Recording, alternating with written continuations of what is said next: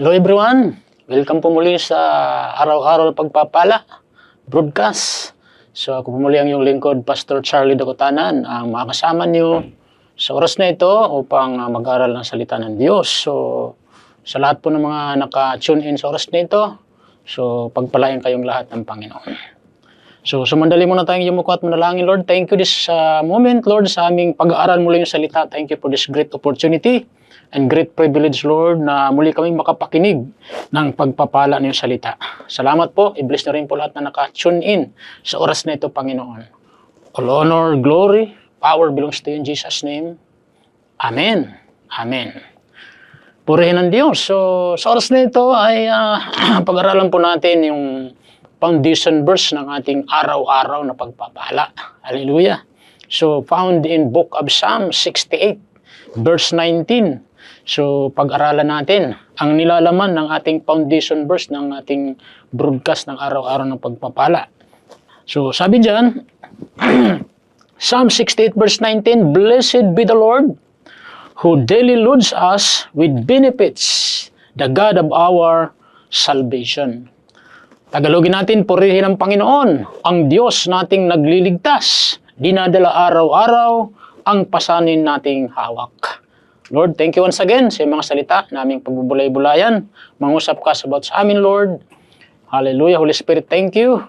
We acknowledge you. You are a great teacher. In Jesus' name, Amen. Purihin ang Diyos. So napaganda po yung foundation verse ng ating broadcast ng araw-araw na pagpapala. Psalm 68 verse 19. So sabi diyan, Blessed be the Lord who daily loads us with benefits, the God of our salvation. Hallelujah.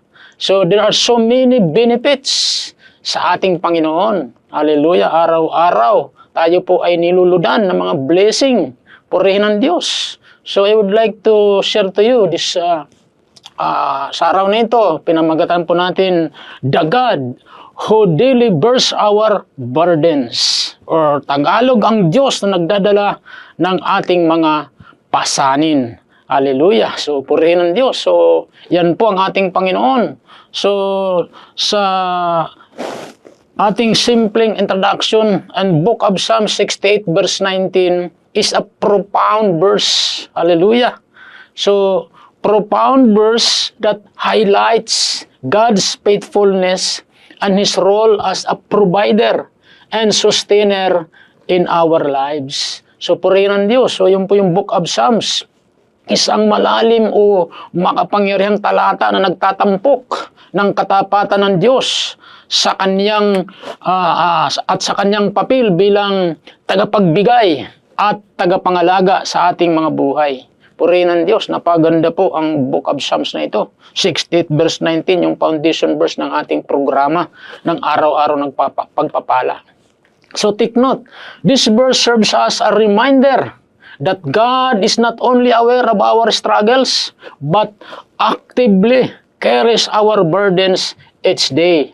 Hallelujah. So sa talatang ito, mga kapatid, pinapahayag ang katotohanan na ang Diyos ay hindi lamang nakakaalam ng ating mga pasanin, kundi aktibong nagdadala ng mga ito araw-araw. So anumang mga pasanin mo, kapatid, anumang mga pasanin natin, take note, ang ating Diyos aktibong nagdadala nito araw-araw yung mga pasanin natin. Eh napaka-importante maunawaan natin ito. So understanding this truth can bring comfort and strength to every one of us. Hallelujah. As believers in Christ, as we navigate the challenges of life. Hallelujah. So, ang pangunawa sa katotohanan ito, o sa mensaheng ito, ay nagbibigay ng kaaliwan at lakas sa atin na mga mananampalataya habang tayo ay humaharap sa mga hamon ng buhay. So, every one of us, lahat tayo ay we are not exempted sa mga hamon ng buhay. Kaya napaka-importante po na maunawaan natin ito. Hallelujah. So, dito sa book of Psalms, chapter 68, verse 19, ay mayroon tayong makukuhang magagandang aral dito. Okay? So, ano-ano po ba ang ating interrogative statement? Ano-ano po ba ang mga aral na makukuha natin dito sa ating foundation verse ng programa natin ng araw-araw na pagpapala? So mayroon pong 5 rito na magandang aral. So number 1 pong aral dito, daily provision from God. Hallelujah. Daily provision. So araw-araw na pagkakalob ng Diyos ng ating mga pangailangan ay siya yung nagpo-provide sa atin. Sabi sa books of Psalm 68 verse 19, our foundation verse, blessed be the Lord who daily loads us with benefits. Amen. So siya yung nagbibigay sa atin, nagbibigay ng araw-araw na pangailangan natin.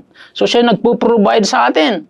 So take note this verse with a declaration of praise, acknowledging God is the one who bears our burdens daily. Hallelujah. So ang talatang ito ay nagsisimula sa isang pahayag ng papuri. Amen. Kaya nga sabi, blessed be the Lord. Hallelujah. Pahayag ng papuri na kumikilala o kinikilala ang Diyos bilang nagdadala ng ating mga pasanin araw-araw. Kaya kung ikaw may mabigat na pasanin ngayon, huwag mo nang sariling dalhin yun. Ibigay natin kay Lord. Amen? At si Lord po ang magdadala nito. Kaya nga sabi ng 1 Peter 5 verse 7, ano sabi ng Panginoon? Cast all your care upon me, for I care it for you. Hallelujah. So, yun ang sabi ng Panginoon sa book of 1 Peter 5 verse 7. So, take note, it emphasizes that God is actively involved in our lives, providing support and strength every day. Hallelujah. So, binibigyang diin po dito na ang Diyos ay aktibong kasangkot sa ating mga buhay. Nagbibigay ng suporta at lakas sa bawat araw. Amen? So, this daily provision is reminder that we are never alone in our struggles. So, take note, nagpapaalala po ito sa atin, ang araw-araw na pagkakalob na ito ay paalaala. Hallelujah. Na hindi tayo nag-iisa sa ating mga pakikibaka. So kapatid, hindi ka nag-iisa. Hindi tayo nag-iisa sa ating pakikibaka araw-araw. Lalo na sa panahon natin ngayon, ang mundo natin ay magulo. Amen. May mga digmaan sa iba't ibang bansa. So napaka-importante na tayo po ay magtiwala sa Diyos. Na siya yung nagkakaloob, siya nagdadala ng ating mga pasanin araw-araw. Sabi nga sa Lamentation 3, verse 22 to 23, ang sabi ron, the steadfast of the Lord never ceases. His mercies never come to an end. They are new every morning. Great is your faithfulness. Ang pag-ibig at awa ng Panginoon ay walang katapusan. Iyan ang dahilan kung bakit hindi tayo lubusang nalipol. Araw-araw ay pinapakita niya ang kanyang habag. Dakila ang katapatan ng Panginoon. Wow! Ang Diyos natin ay tapat. Dakilang Diyos natin. Pangalawang aral na makukuha natin dito sa ating foundation verse ng ating araw-araw na pagpapala program. So, pangalawa, the nature of God as our sustainer. Amen? So, the nature of God as our sustainer. Ang kalikasan ng Diyos bilang tagapagtaguyod o nagpapanatili sa atin. Amen? So, the word or statement, who daily loads with benefits, signifies God's role as our sustainer. Hallelujah. So ang salita o pangungusap na nagdadala sa atin ng mga benepisyo ay nagpapahiwatig ng papel ng Diyos bilang ating tagapagtaguyod o nagpapanatili. Purihin ng Diyos. He lifts us when we are weary and provides the strength we need to face each day. Amen? Siya ay nag-aangat sa atin kapag tayo ay pagod at nagbibigay ng lakas na kailangan natin upang harapin ang bawat araw.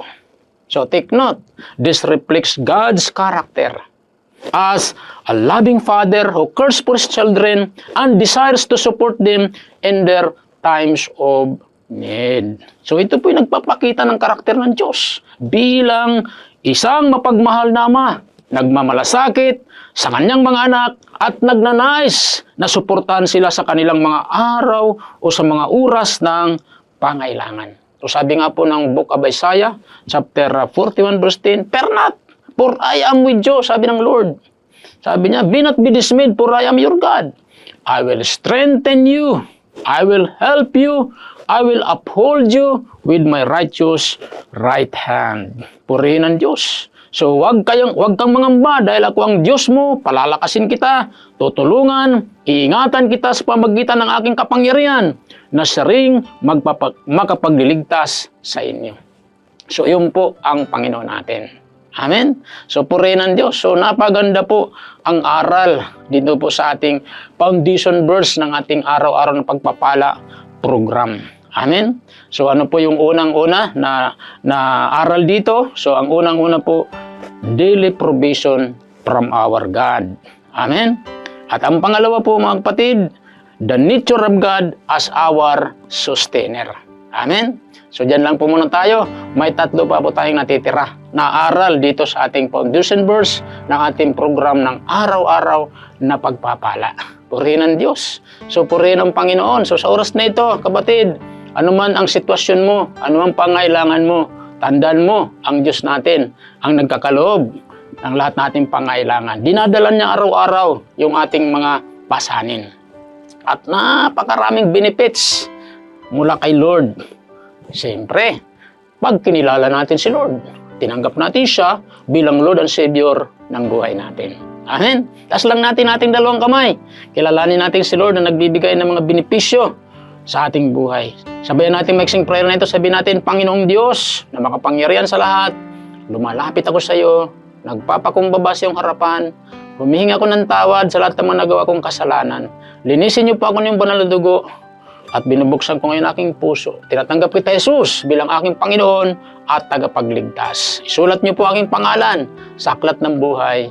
In Jesus' name, Amen. Ako na lang po magpipray. Lord, thank you sa lahat po ng mga nakinig ng salita. Pagpalain mo silang lahat, Panginoon. Ano man ang kailang pangailangan, katagpuin niyo, O Diyos. Ito may spiritual, physical, financial, material, emotional. Lord, pagkaloob niyo po, Panginoon. Salamat po, Diyos. All honor, glory, power belongs to you. In Jesus' name, Amen. Amen. God bless po sa lahat. Bye-bye.